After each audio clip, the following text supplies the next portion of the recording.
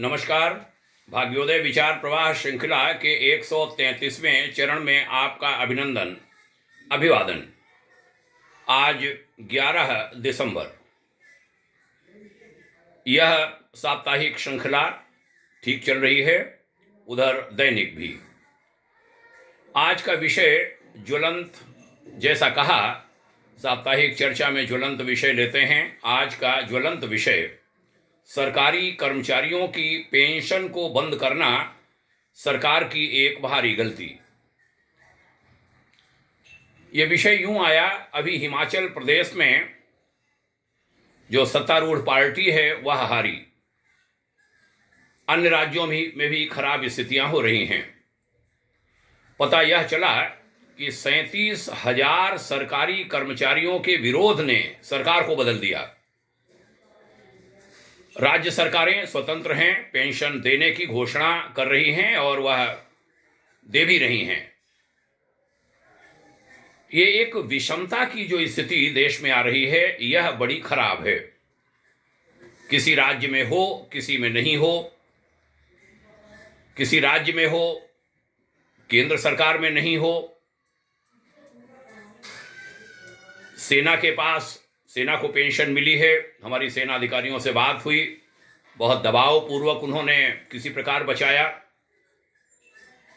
जानकारी मिली कि हमारे माननीय न्यायाधीशों की भी पेंशन है, और राजनेताओं के लिए तो कहने क्या है, वो तो एक दिन भी अगर एमपी एमएलए रह लिए तो पेंशन पक्की है।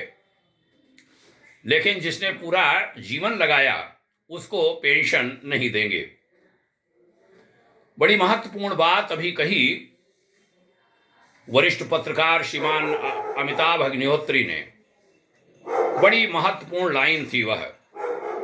उन्होंने कहा कि जब हम गरीब थे और गेहूं मांग कर खाते थे, बाहर से मंगा के खाते थे, तब हम पेंशन देते थे। और ट्रिलियन ब्रिलियन की चर्चा के इस कालखंड में पेंशन बंद होती है। जब हम कहते हैं कि हम एक विकासशील राष्ट्र, विकसित राष्ट्र की ओर बढ़ रहे हैं, विषमताएं किसी भी देश में होनी नहीं चाहिए। विषमताएं समस्या पैदा करती हैं, हल नहीं देती वह, और वह विषमताएं हैं। हमारे पैरामिलिट्री फोर्सेस, अर्धसैनिक बलों की पेंशन नहीं है और सैनिकों की पेंशन है। दोनों के खून में अंतर कर दिया गया। अभी एक बहन को हमने कहते सुना कुछ दिन पहले, उनके एक रिश्तेदार पैरामिलिट्री फोर्स में वो अच्छी पोजीशन में थे, और उनकी गाड़ी पहाड़ी मार्ग में गिरती है, खंदक में गिरती है, उनकी डेथ हो जाती है। उनकी पेंशन नहीं है। हमारे आईएएस ऑफिसर्स की पेंशन नहीं है। वो बहन कह रही थी कि उनके 3 बच्चे हैं, आज उनको पालना मुश्किल हो गया है। पेंशन बहुत बड़ा सहयोग करती है। आज आयु, हमने देखा कि आयु लोगों की बढ़ रही है। पेंशन नहीं होगी, बच्चे पूछेंगे नहीं क्या स्थिति होगी उनकी। सबको छोड़ दीजिए, मैं स्वयं अर्ध सरकारी सेवा में था, पूरी पेंशन की व्यवस्था वहां थी नहीं। ऊंट के मुंह में जीरा की भांति है। बहुत थोड़ी सी पेंशन एक स्कीम में बंधी। हमारी धर्मपत्नी सेवा में रही हैं, राजकीय सेवा में, उनकी ठीक ठाक पेंशन है। मेरी लोक सेवा यदि चल रही है तो मैं कहूंगा उस पेंशन से चल रही है, क्योंकि हम बचत नहीं कर पाए। रिटायरमेंट के 18 साल पहले जिस संस्था के प्रति हमारा समर्पण था और है, वहां के प्रमुख के आग्रह आदेश पर हमने सेवा छोड़ दी, और आगे बहुत सारी दिक्कतें आईं। जो वादे किए जाते हैं वो वादे निभा नहीं पाते।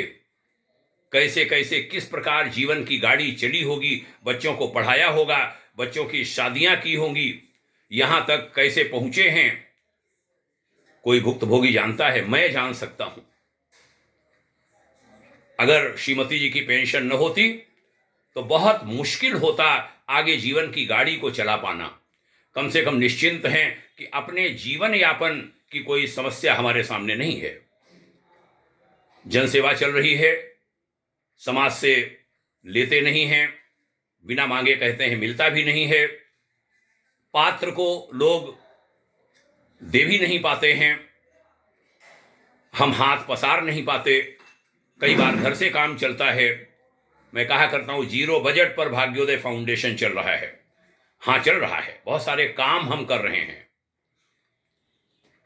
पेंशन बहुत जरूरी है और ये विषमता राजनीतिक दलों को, राजनीतिक जो पदधारी हैं उनको भारी भरकम पेंशन और सरकारी कर्मचारी को नहीं, ये ठीक बात नहीं है। एक 10-20 हजार रुपए पेंशन तनख्वाह पाने वाले की पेंशन नहीं हो और 5 लाख पाने वाले की पेंशन हो, ये कैसे बात कैसे बने। माननीय न्यायाधीशों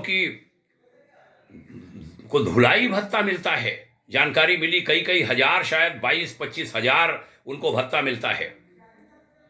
मैं भूल रहा हूं, कोई गलती हुई हो क्षमा करेंगे, लेकिन 20 हजार के ऊपर की राशि कहीं पर हम पढ़ रहे थे। वहां पेंशन होगी, हमारे एम्प्लॉइज के लिए पेंशन नहीं होगी। सांसद विधायक वह मांग ही नहीं उठाते। न्यायालय भी अपनी तरफ से संज्ञान लेकर, स्वतः संज्ञान लेकर अनेक मामले निर्णीत करते हैं, न्यायालय कोई उसका फैसला नहीं सुनाते। यह गलत बात है। यह विषमता हमारे देश से दूर होनी चाहिए। पेंशन आवश्यक है।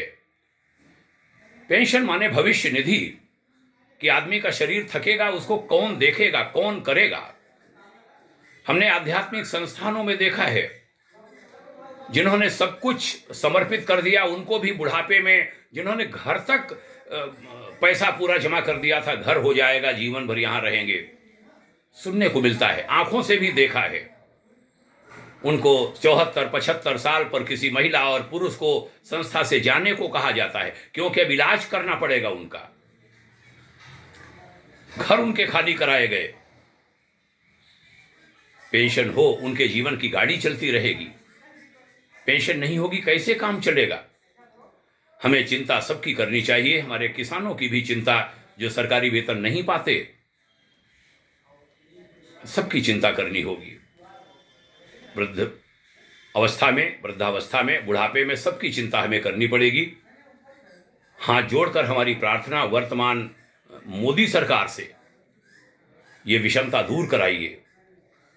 अन्य राज्यों में भारी नुकसान भी होंगे और तकलीफ होती है ये सब देखकर। अनेक बच्चों को आज ही सवेरे मैं ट्रेन में था, मैं पढ़ रहा था, एक मां, यही हमारे लखनऊ में खुर्रम नगर के पास समर्पण संस्था द्वारा संचालित वृद्धाश्रम है, बहुत परेशान है वह। 74-75 साल की मां, पढ़ी लिखी मां, बच्चे अच्छी पोजीशन में हैं और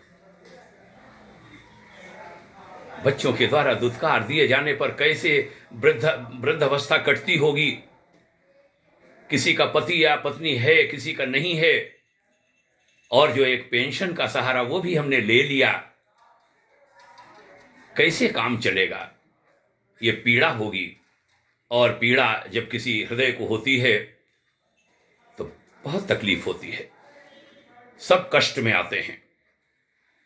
हमारी पुनः प्रार्थना एक रूपता हो पूरे देश में, और अगर पेंशन बंद करनी है तो राजनेता हों या फिर कोई भी हो, सबकी पेंशन बंद करिए, सब कटौती करें, सब देश के लिए जिएं,